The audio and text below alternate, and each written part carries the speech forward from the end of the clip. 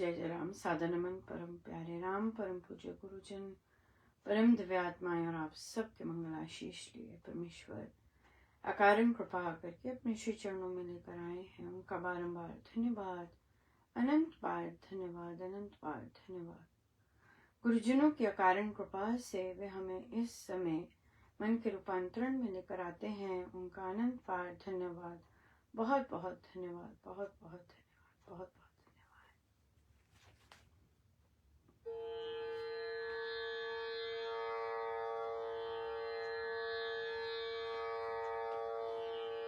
तेरे चरण कमल मेरा लिपट जाऊं रज बन के,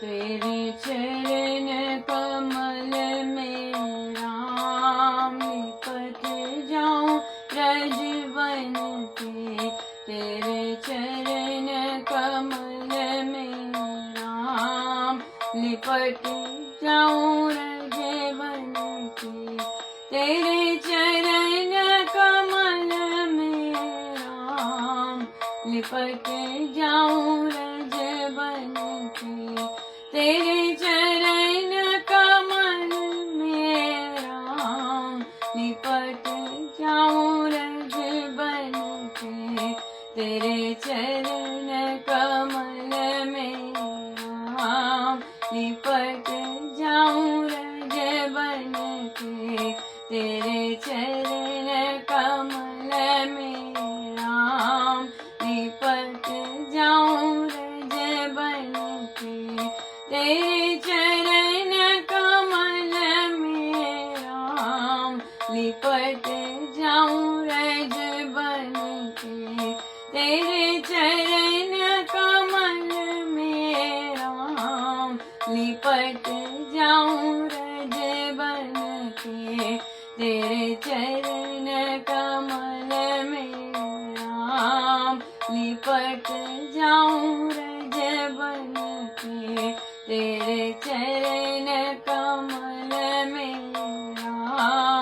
लिपट जाऊं रज बन के, तेरे चरण कमल मेरा लिपट जाऊं रज बन के, तेरे चरण कमल मेरा लिपट जाऊं रज बन के, तेरे चरण कमल मेरा लिपट जाऊं रज बन के, तेरे चरण कमल मेरा लिपट जाऊं रज बन के, तेरे चरण कमल मेरा लिपट जाऊं रज बन के।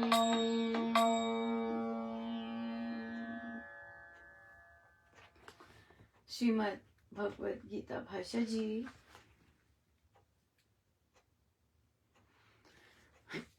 पृष्ठ 63 आत्मा परमाणुओं से भी सूक्ष्म है। परमाणुओं में चेतनता नहीं है, उनमें केवल कंप है, जो किसी प्रकार जीवन तो कहा जा सकता है, परंतु उसे जीव आत्मा मानना भारी भ्रम है। परमाणुओं के दो विभाग ऐसे हैं जिनको रजोगुण और तथा तमोगुण कहा जाना चाहिए। सत्व गुण शक्ति के रूप में सब परमाणुओं में समता से रहता है। ऊपर के दोनों विभाग विद्युत ही कहे जाते हैं। एक कंपयुक्त परमाणु से ही सब संसार, ऐसे कंपयुक्त परमाणु से ही सब संसार बना हुआ है। इसीलिए इसमें कंप है तथा गति है। गति के परिणाम ही उत्पत्ति, लय, बढ़ना, बिगड़ना और नाशादि माने गए जाते हैं। आत्मा परमाणुओं के पुंज से नहीं बना, वह अप्राकृत सत्ता है। इस कारण वह स्वरूप से अचल और अविनाशी है। राइट, बोल रहे हैं कि जो आत्मा है वो किसी चीज से नहीं बना, उसको ब्रेकअप नहीं कर सकते, राइट। जैसे मैटर है, जो बच्चे हैं या जो जिन्होंने साइंस पढ़ी है वे जानते हैं कि कुछ भी चीज है, कोई भी चीज जो प्रकृति की है उसे तोड़ा जा सकता है और तोड़ के उसको माइक्रोस्कोपिक लेवल पे देखा जा सकता है, तो वहां पे एटम्स, इलेक्ट्रॉन्स, ये सब दिखेंगे। और ये कंप है, ये आत्मा नहीं है। यहाँ पे गति है लेकिन इसे यहाँ चेतनता नहीं है, और वो भी नष्ट हो सकते हैं, राइट। जो भी मैटर है वो सब जाने वाला है, लेकिन जो आत्मा है वो प्रकृति की किसी भी वस्तु से नहीं बना है, तभी अचल है, राइट, स्थिर है, और तभी वहां पर अविनाशी है, नष्ट नहीं हो सकता, उसने समाप्त नहीं होना होता। परमाणु पुंज सामान्य अवस्था में केवल होना मात्र होता है, वह शक्ति रूप ही कहा गया है। वह परमाणुओं की शक्ति, उनका अचिंत्य अस्तित्व परमात्मा के भाव में विलक्षण रूप से विद्यमान है। सब जीवात्माएं पार ब्रह्म की अचिंत्य सत्ता में भाव रूप से विद्यमान समझे गए हैं। यही सांख्य ज्ञान है। वही कालांतर में थोड़े से विचार भेद से वेदांतवाद बन गया। सो सांख्य ज्ञान जो हम बात कर रहे थे प्रभु अर्जुन को, तो फिर उन्होंने बोला कि थोड़े से भेदभाव के कारण फिर वो आगे जो उसका नेक्स्ट मत आया वो वेदांतवाद बन गया। तो जहां भी कुछ ना कुछ जो सत्य है उससे हम थोड़ा सा भी अलग अलग होते जाते हैं, तो वो अलग अलग जो है वो मत बनते जाते हैं, वो पंथ बनते जाते हैं। पर जो रियलिटी है वो अध्यात्म ही है, जिसे सच्चा धर्म बोलते हैं। बुद्धि योग से भगवान का तात्पर्य कर्म योग और भक्ति योग है। सो बुद्धि किसका समन्वय है? कर्म योग और भक्ति योग का। और स्वामी जी महाराज की साधना क्या है? भक्तिमय कर्म योग, राइट। उनकी खाली भक्ति नहीं है, खाली कर्म नहीं है, और भक्तिमय कर्म योग है परमेश्वर के साथ एक होने का। स्वामी जी महाराज ने बोला कि प्रभु अर्जुन को केवल कर्म करना नहीं सिखा रहे थे।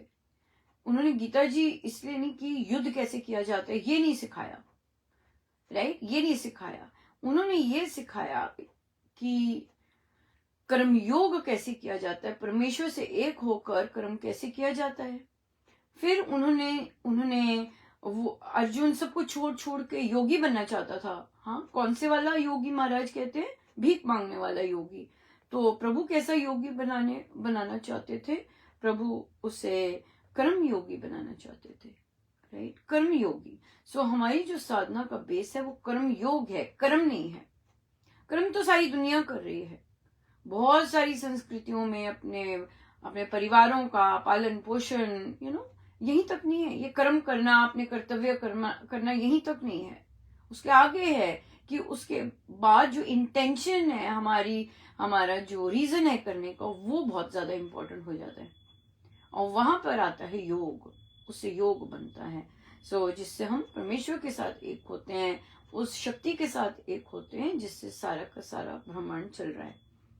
सो कर्म योग भक्ति धर्म बुद्धि सिद्ध है, युक्ति युक्त है, ज्ञान गम्य है, और कोरी कल्पना नहीं है, निरापरोक्षवाद नहीं है, और मनुष्य का स्वाभाविक धर्म है। इसी कारण इसको बुद्धि योग कहा गया है। कर्मों का करना स्वभाव सिद्ध है। संसार में कोई भी मनुष्य कर्म किए बिना नहीं रह सकता। इसलिए कर्म योग का दर्शनवाद यौक्तिक और बौद्धिक है। इस कारण इसको बुद्धि योग कहा गया है। बुद्धि जब आती है तो इसमें मन होता है, मन इन्वॉल्व होता है, और फिर इंटेलेक्ट जिसे बोलते हैं कि हम चयन करने की शक्ति होती है, विचार करने की शक्ति होती है, किस रास्ते पे जाना है उस रास्ते की शक्ति होती है। भगवान ने कहा इस कर्म योग में आरंभ का किए कर्म का नाश नहीं होता, इसमें विपरीतता उल्टा परिणाम भी नहीं होता। इस धर्म का पालन किया हुआ बहुत थोड़ा सा भी अंश मनुष्य को बड़े भारी भय से बचा लेता है। सो किसकी बात कर रहे हैं? कर्म योग। हाँ, अगर कर्म योग सही ढंग से किया जाए तो ये कर्म योग हमें भय से विजय बनाता है, हाँ, हम जो भीरू बन जाते हैं अपने परिवारों को लेकर, अपने अपने प्रियजनों को लेकर, अपनी संपत्ति को लेकर, और ना जाने क्या क्या चीजें, तो ये जो प्रलोभन होते हैं इनके कारण जो हम डरपोक बन जाते हैं, डर जाते हैं, भय में आ जाते हैं, उससे ये कर्म योग हमें मुक्त करता है। बहुत सुंदर एग्जाम्पल मैं दूंगी। आज मैं एक कॉलीग से बात कर रही थी और वो बहुत बहुत इंथुजियास्टिक कॉलीग रहे। लेकिन अब हम देखेंगे कर्म योग और कर्म में क्या डिफरेंस होता है। तो उन्होंने जो वो क्या करते, पिछले वर्ष उन्होंने क्या किया कि बच्चों को, जो बच्चे दूसरी भाषा बोलते, तो उनको पकड़ पकड़ के इकट्ठा किया, उनको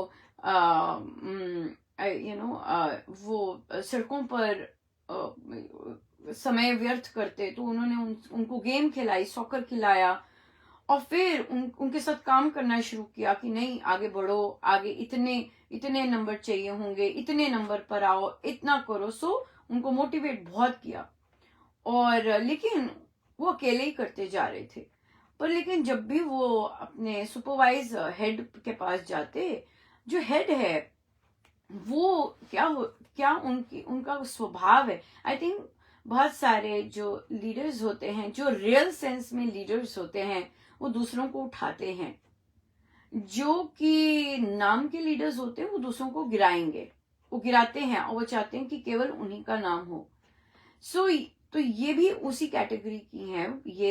ये जब कभी कभी मन करके दूसरों को अप्रिशिएट कर देते हैं, पर ज्यादा जो ऐसे करते हैं और उन्हें पसंद कर, वो अलग से काम करते हैं, तो इतना ज्यादा उनको सपोर्ट नहीं देते कि कहीं कोई आगे ना बढ़ जाए, किसी और का नाम ना हो जाए। ऐसी भावनाएं बहुत कॉमन है लीडरशिप में, कि किसी और का नाम ना हो जाए, किसी और का नाम ना आ जाए। इससे उन्हें बहुत अनकंफर्टेबल हो जाते हैं लीडरशिप में। सो पर जो ट्रू लीडरशिप है वो बहुत इंजॉय करती है दूसरों को आगे बढ़ाने का, दूसरों का नाम लेने का, और दूसरों के साथ काम करने का, और खुल के दूसरों की तारीफ करने का, इस तरह से। तो फिर क्या हुआ कि ये जो टीचर थे, तो इन्होंने क्या किया कि ये उनकी अप्रिसिएशन चाहने के लिए बार बार उनके पास जाते, हमने ये किया, बच्चे ऐसे करें, बच्चे ऐसे करें, बच्चे ऐसे करें। वो वहां से कोई वो नहीं आता, शाबाशी नहीं आती, एक्सीलेंट नहीं आता कि ये लोग ऐसे पास हो रहे हैं, कुछ नहीं आता। अब नया साल शुरू हुआ तो बड़े जोश से आए, पर उनका जो बॉस का एटीट्यूड था वो उनको नीचे गिराने का था।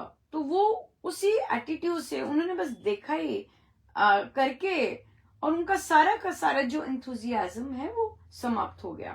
तो हम कहाँ पे फोकस है? दूसरे को प्रसन्न करने में, ताकि वे हमें प्रसन्न करें, क्योंकि हम इतना सुंदर काम कर रहे हैं। एक बार तो बोल दें कि बहुत सुंदर काम किया, ना, इस तरह से।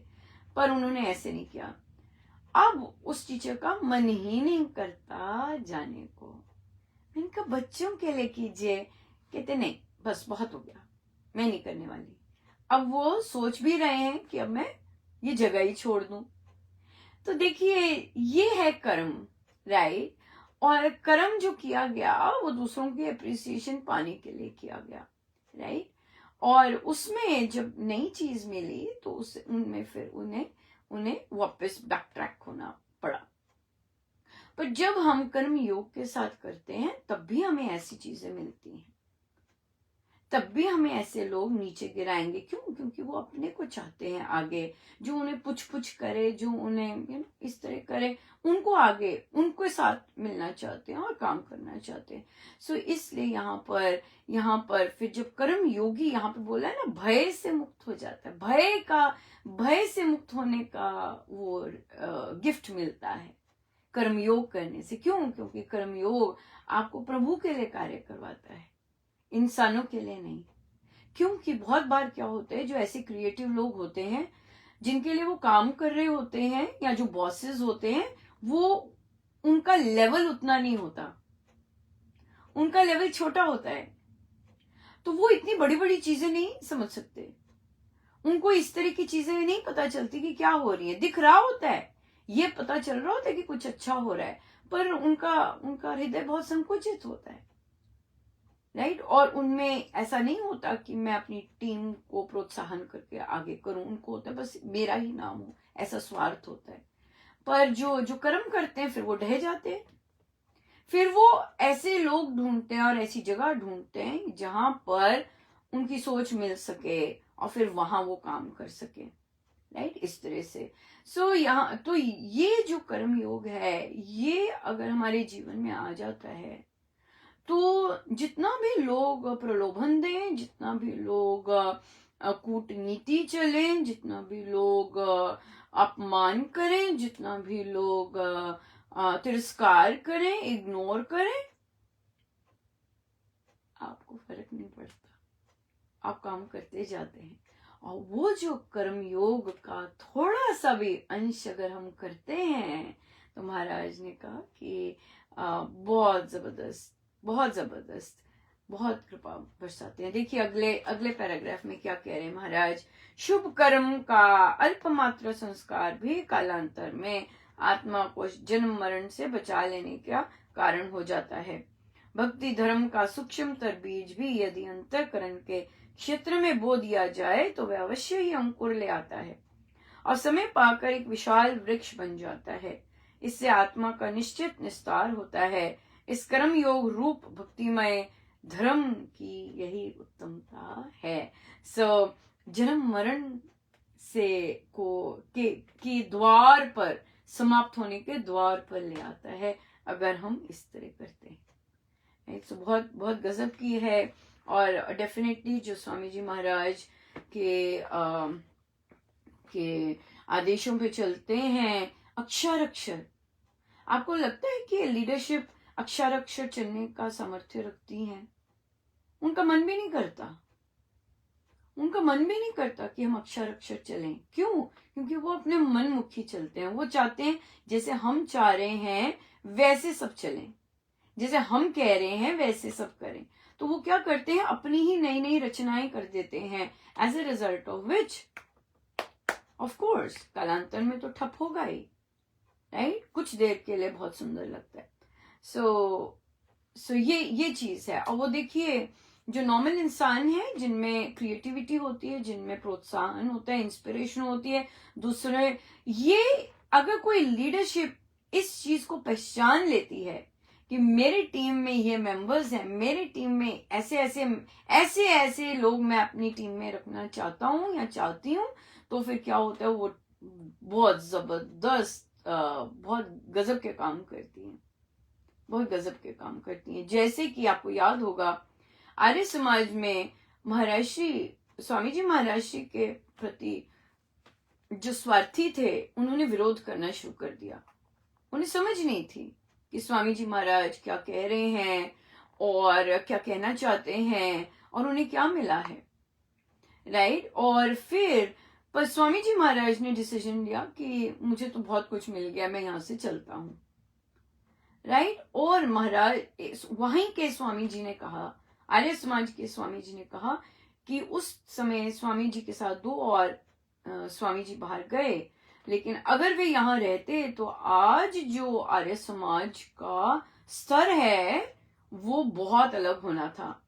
तो इसका क्या मतलब हुआ? इसका क्या मतलब ये हुआ कि वहां के जो साधक थे, वहां के जो पंडित थे, वहां के जो विद्वान थे, वो पहचान नहीं पाए, वो विरोध पे उतर आए और विरोधी कार्य करने लग गए। वो पहचान नहीं पाए।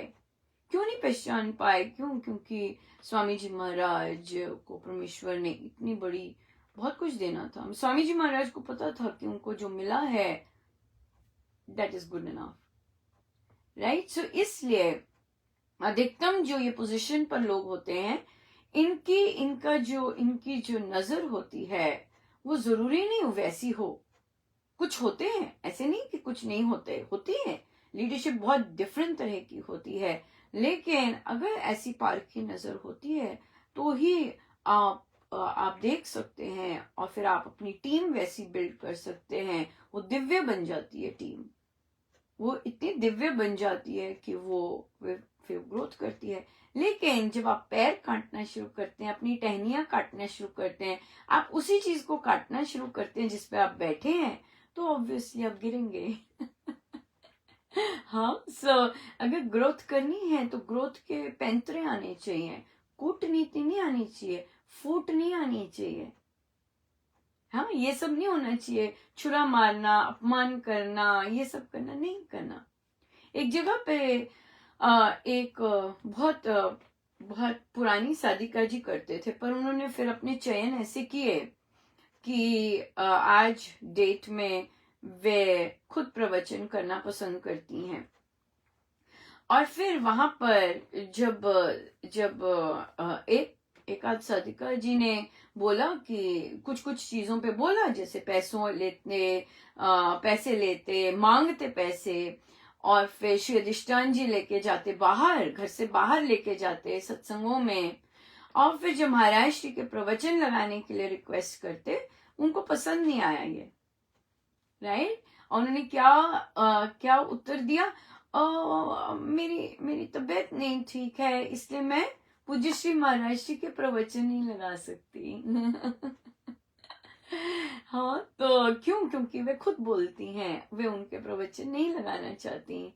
तो अब उन्होंने क्या किया, ये नई चीज नहीं है, इसका मुझे पता है कि ऐसी चीजें होती हैं, ये कॉमन फॉर्मूला है जो कि ऐसे लोग यूज करते आए हैं, राइट। ये कोई नई चीज नहीं है। क्या करेंगे, सबसे पहले निकाल देंगे। कौन कौन सी चीजों से निकालेंगे, अगर व्हाट्सएप ग्रुप है, व्हाट्सएप ग्रुप से निकाल देंगे, ईमेल्स हैं, ईमेल से निकाल देंगे, ऐसे काम कर देंगे। ये ऐसे करते हैं।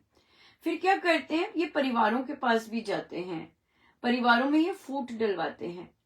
परिवारों में अगर बहनें हैं, यहाँ पे ये जो केस हुआ, ये अभी जो हुआ, तो उन्होंने क्या किया, उन साधिका जी ने, मैं साधिका जी नहीं कहूंगी, मैं महिला कहूंगी, राइट। अब साधिका तो वो है नहीं, साधिका तो वो जो राम नाम की उपासिका होते हैं, और जो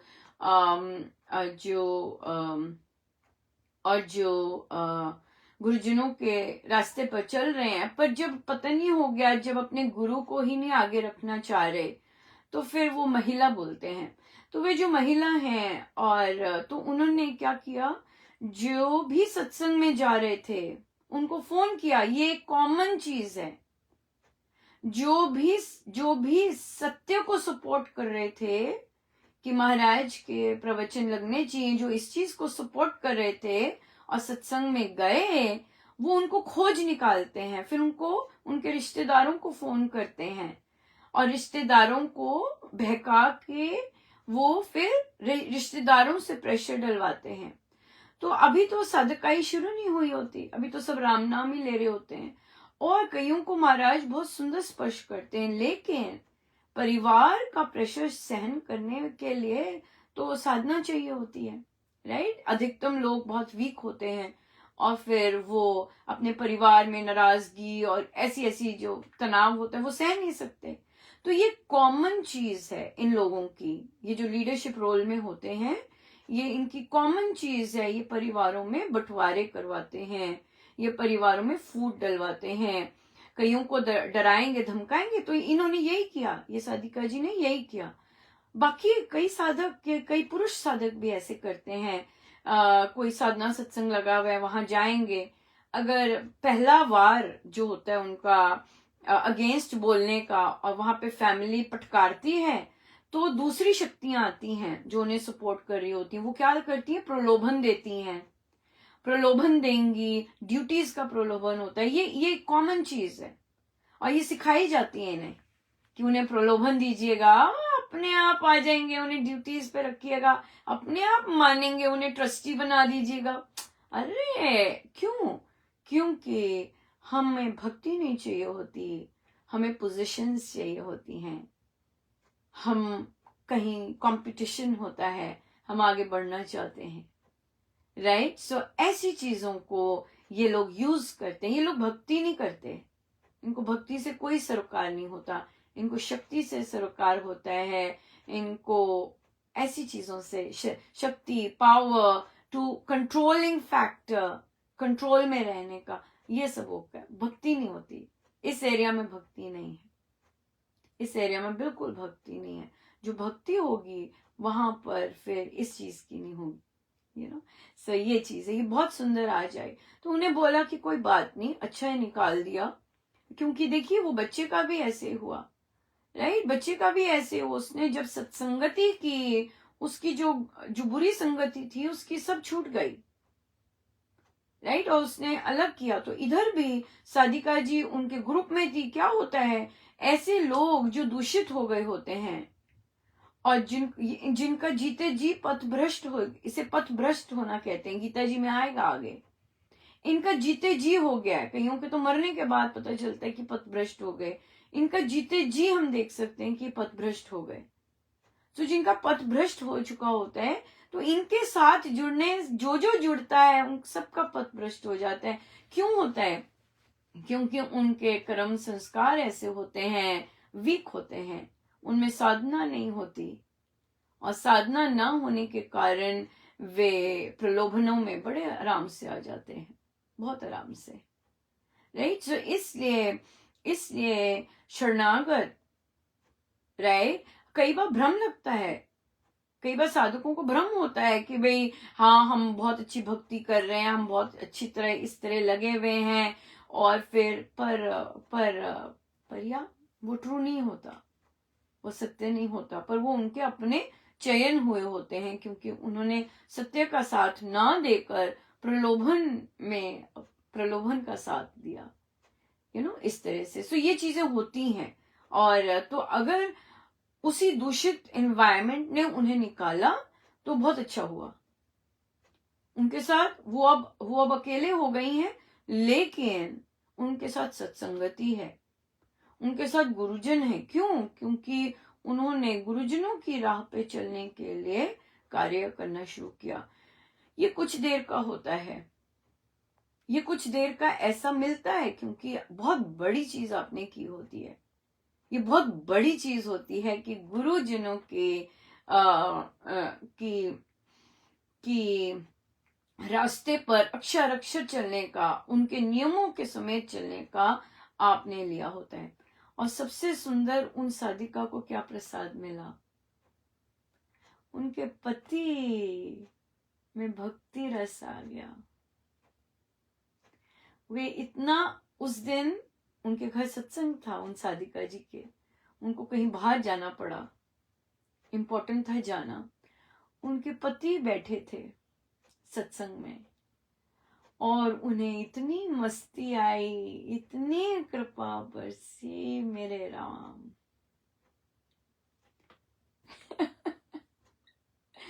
कहते हैं वो उन्होंने, और उनके परिवार के लोग दंग रह गए, कहते हमने कभी इनको ऐसे नहीं देखा। यस। सो अब ईर्ष्या कहाँ हो जाएगी? जायज है, मस्ती में, रस में। तो साधक लोग क्या करते हैं, ये ऐसे पुरुष लोग क्या करते हैं, ऐसी पुरुष और महिलाएं क्या करते हैं, ये इस मस्ती को, क्योंकि खुद तो चख नहीं रहे होते इन्हें क्या आ रहा है, इस मस्ती को, असूया गुण को दुर्गुण बना के पेश करते हैं दुनिया के सामने। इनको असूया जैसा पाप का दोष लग जाता है। रावण को था ये। और आप नोटिस करेंगे जितने ऐसे लोग हैं अब जो अपने पतन हो चुके हैं या पथभ्रष्ट हो चुके हैं, उनमें रावण के सभी गुण विराजमान मिलेंगे, राइट। जैसे कि पहले तो सत्संग नियम से नहीं चलना, सत्संगों में विघ्न डालना। वो साधिका जी अपनी अपनी भाषा बोल के, अपने प्रवचन देख के सत्संग में विघ्न डालते हैं। कई साधक सत्संगों में कुछ ना कुछ करते रहेंगे, उठते रहेंगे, ये करते रहेंगे, ये टेढ़ाम करते रहेंगे, या फिर ऐसे लोगों को ले आएंगे जिनकी साधना नहीं है। बेसुरों को ले आएंगे, बेतालों को ले आएंगे, उनको बार बार प्रोत्साहन करेंगे। उनके अगर इंटरनेट है, वहां गड़बड़ होती है, राइट। तो इसलिए अच्छा, फिर अपमान करेंगे, फूट डालेंगे पीछे से, जैसे इन साधिका जी ने किया, पीछे से जाकर धमकाया रिश्तेदारों को, ऐसे करेंगे। ये पुरुष लोग भी ऐसे करते हैं। सो क्या हो जाते, देखो रावण मारीच के पास गया, प्रलोभन देता है ना, कितने सारे रावण का अपमान करेगा, भरी सभा में अपमान होगा, ये सारी चीजें क्या आ जाती हैं, फिर रावण की आ जाती हैं। पर बचा जा सकता है क्योंकि जीवन है। पर क्या हो जाता है, मुश्किल हो जाता है, बड़ा बहुत भारी कृपा चाहिए होती है, बहुत भारी प्रार्थना चाहिए होती है कि प्रभु ये बच जाएं। छोटा बनना बहुत डिफिकल्ट है। अगर वे साधिका जी इनके घर ही सारी की सारी टोली लेके आ जाती तो वो दैवत्व को प्राप्त हो जाती। उनका ये कर्म अगर वे उनको निकालने की बजाय इनके साथ हो लेती और अपने महाराज गुरु महाराज के प्रवचन जहां लग रहे हैं वहां पर नतमस्तक हो जाती, दो दैवत्व को पा लेती, उनके सारे जितने भी पाप कुकर्म पथभ्रष्ट होते वो सारे के सारे नष्ट हो जाते। अभी भी हो सकते हैं जब तक प्राण है। पर क्या होता है कि अहम झुकने नहीं देता, अहम झुकने नहीं देता, राइट। और पुरुषों का तो बहुत ही ज्यादा डिफिकल्ट है, बहुत ही ज्यादा डिफिकल्ट है। पर अगर किसी की प्रार्थना काम कर गई तब कुछ हो सकता है, वरना तो बड़ा मुश्किल है, राइट। सो बहुत बहुत कृपा है गुरुजनों की कि हमें वो ऐसी चीजें सिखाते हैं, दिखाते हैं, और हम आपस में बांट सकते हैं, राइट। और बांट कर हम सचेत हो सकते हैं और हम इस पर ध्यान दे सकते हैं और प्रार्थनाएं कर सकते हैं कि जिन जिन परिवारों में ऐसे लोगों ने प्रलोभन देके डरा धमका कर ऐसे काम किए हैं, उन परिवारों पर कृपा बरसे। सब परिवारों पर ऐसा होता है जो जो ऐसे करते हैं। सो उन पर कृपा बरसे, परमेश्वर दया करें। सो महाराज का समय तो हो गया है, पर फिर भी मैं लूंगी। दो जगह से ये आया, मुझे प्रश्न आया कि जो पति हैं वे ड्रिंक बहुत करते हैं, एक को तो स्ट्रोक हो चुका है ऑलरेडी और एक को का जो पैनक्रियाटिक कैंसर के वर्ज पर है। और ये जो पति हैं ये सुनते नहीं है अपनी पत्नियों की, इन्होंने कभी नहीं सुनी है अपने पत्नी की।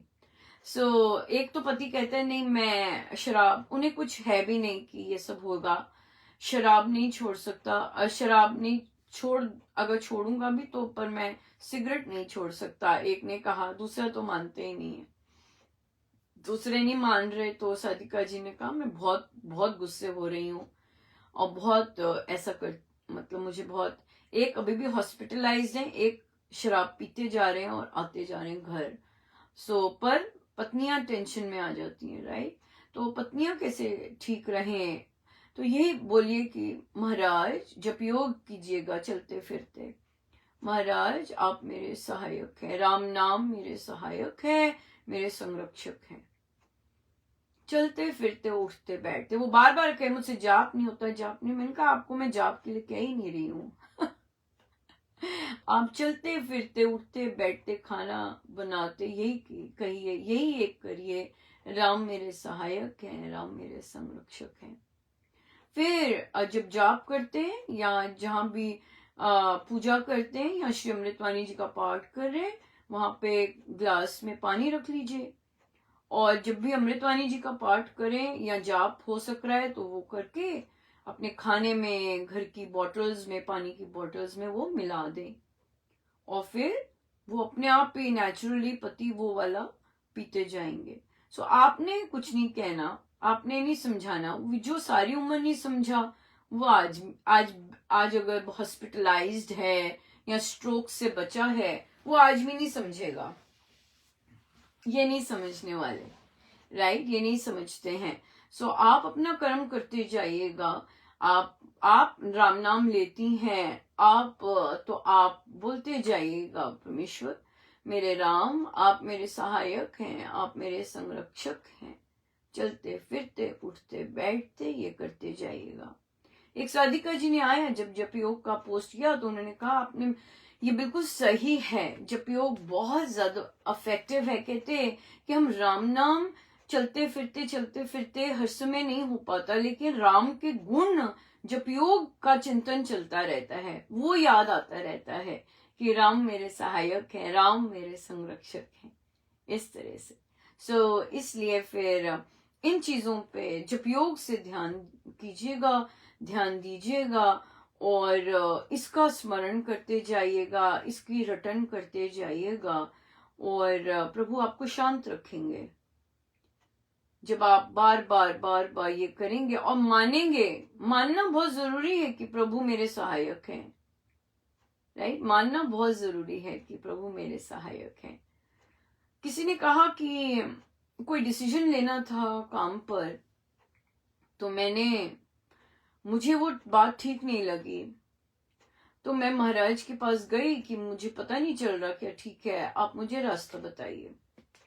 तो फिर उनकी सिचुएशन ऐसी बनी कि वो ऐसे ग्रुप में बैठी, फिर वहां जो डिसीजन चल रहे थे तो उनसे वही डिसीजन लिया गया जो ग्रुप में था। अब उनको गिल्टी हो गई, उन्होंने सोचा कि ओहो मेरा मन तो था नहीं, अब मैंने स्वामी जी के जितने भी नियम थे वो तोड़ दिए। इनका नहीं, आपने प्रभु से कहा था कि मुझे रास्ता दिखाइए, आपको ही तो प्रभु उस ग्रुप में लेके गए, वहां वहां ऐसी चर्चाएं चली, तभी तो आपने फिर प्रभु ने ही तो आपको वहां सिखाया और आपने वो डिसीजन लिया, राइट। तो हम शरणागत तो हो जाते हैं, पर शरणागत का ये मतलब नहीं है कि जो मैं चाह रही हूं, जो मैंने सोचा है, मैं वही करूं। नहीं, जब आप प्रभु के पास गए हैं उनसे हेल्प मांगने के लिए कि मुझे रास्ता दिखाइए, तो आगे जितनी भी घटनाएं घटी हैं वो प्रभु ने आपको रास्ता दिखाया है। और हम सोचते हैं ओहो मैंने गड़बड़ कर दी, मैंने गलत कर दी। नहीं, आप अगर पीछे बैठ के देखेंगे, बड़ा सुंदर सीक्वेंस है कि आपने प्रार्थना की और आपको वो ग्रुप मिला, आप ग्रुप में गई और वहां डिसीजंस हुए और वहां से आपने डिसीजन लिया। बड़ा सुंदर है, आपने रहा। तो वहां पे तो धन्यवाद करना होता है कि प्रभु मुझे तो समझ नहीं आया, आप ही मुझे लेके गए वहां पर, और फिर वहां से जो निर्णय हुआ आपने ही दिलवाया, सो धन्यवाद। हम तो गए थे प्रभु के पास ना सहायता मांगने के लिए। इसलिए ये मानना बहुत जरूरी है कि राम मेरे सहायक हैं। अगर हमें कुछ अपने अनुसार, अपने अपने स्वार्थ के अनुसार नहीं दिखता, लेकिन राम मेरे सहायक हैं, वो मेरी सहायता ही कर रहे हैं, चाहे मुझे दिखने में कुछ अजीब सा लग रहा है, मुझे समझ नहीं आ रहा, लेकिन राम मेरे सहायक है। अब मुझे जो भी दिख रहा है प्रभु, इसमें आप मेरी सहायता ही कर रहे हैं, राइट। बहुत बहुत धन्यवाद गुरुजनों का। परमेश्वर कृपा करें सबको, सब पर कृपा बरसे, सब पर कृपा बरसे। सब बहुतों को महाराज ने स्पर्श किया हुआ है, और परमेश्वर सबको झुकाए, राइट। प्रभु सबको, सब पर कृपा करें, और सब चयन लें। अपने मन में डर भी लगता है और हमको चोट भी लगती है, पर फिर भी गुरुजनों की आज्ञा का पालन करने का चयन करें। यस, आई एम सीधे होके बैठे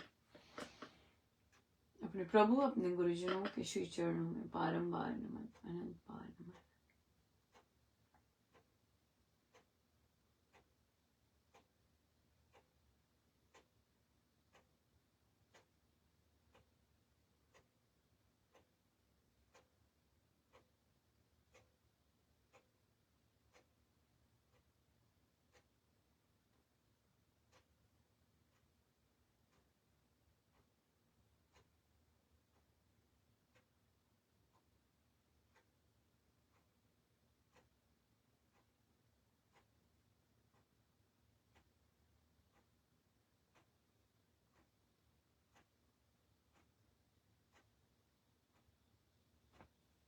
सब गुरुजनों का उनके श्री चरणों में जय जय राम, जय जय राम।